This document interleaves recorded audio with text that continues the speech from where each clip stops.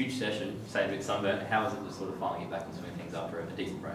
Yeah, no, it's good. Obviously, it was a long break and coming back from England, but it's good to be back with the boys and finding new combinations and working hard together. So it's good to be back. Before we get into the footy stuff, the World Cup made obviously a fantastic time for you, and it looked like you had a ball sort of on that off the field. Talk us through the experience and how great it was to sort of play with and learn off some of the guys you got to play with.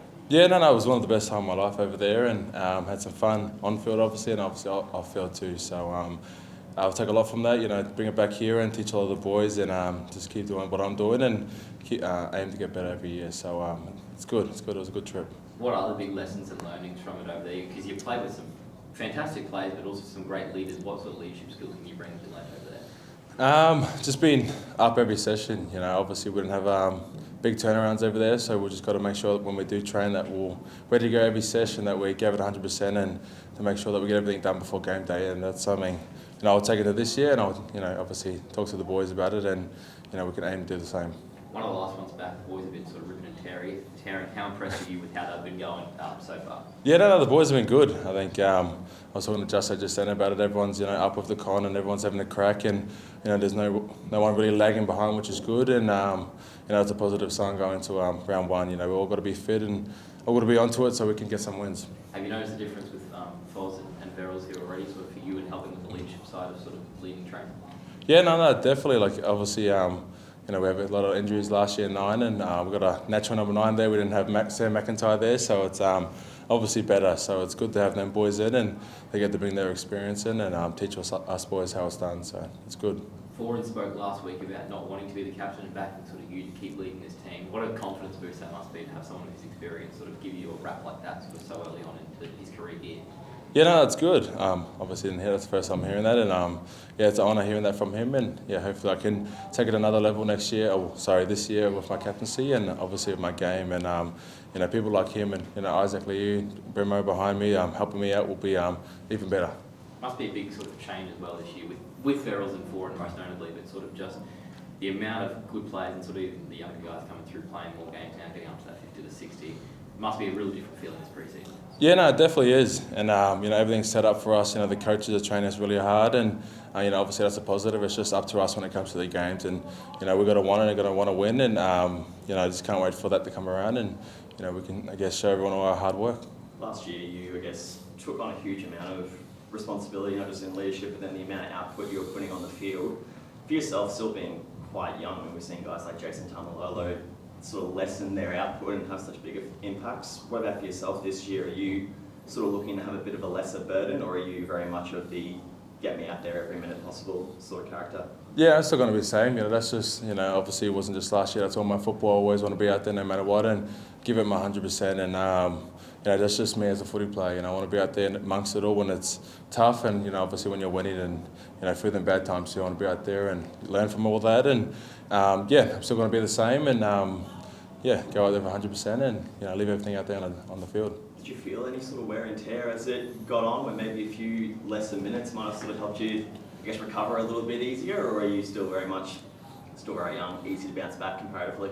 Yeah, I did feel a little bit, coming in on them days, early during my off-season, came in did a bit of running, bit of gym, and I definitely felt it then, but I've had a good break, and I'm, back now, and still very young, and I'm still eager to be out there no matter what, and give it my all every game, so I'll be all right.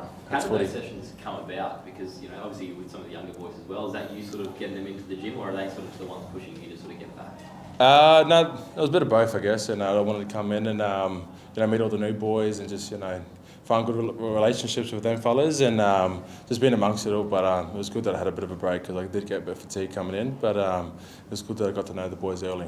From a leadership standpoint as well, after so many losses last year, you were constantly saying in presses, this is on me, that's on me, despite the output that you were given. I guess, why was that sort of your approach last year? And will that sort of change a little bit this year, do you think? And I guess encourage a bit more accountability from 1 to throughout the squad?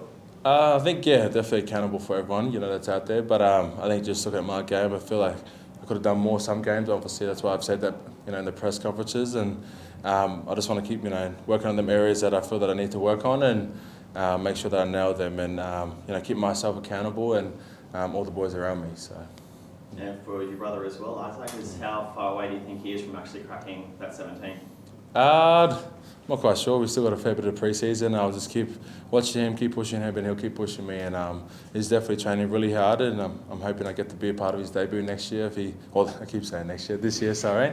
And hopefully that comes around. But he's got to keep working hard, and hopefully we'll get there this year. Tina, what's the focus for you over the next couple of weeks leading up to that first pre-season game? Where's the team at as far as combinations, etc. are concerned?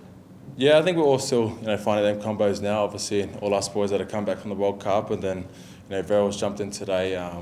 We're still finding those combinations, but this next 6 to 5 weeks that we'll really work on that and nail them positions and them combos, and I guess that's what trials are for. So we'll be all right, and it was good to have the good session out there with Verrills, and he's back training. It's good. So we'll keep going from here, and we just got to nail every session. As captain, how do you manage the expectations of players who are, 3 players playing for 2 positions for the person who misses out? Is it a matter of managing, expectations and soothing hurt feelings, if you like? I guess that's Justin's job. He selects the team at the end of the day, and obviously I have an opinion on that. But it's up to the boys. They'll put their name forward, and if they're training hard enough. But at the end of the day, Justin picks a team, and he can deal with that, and I'll back him no matter what.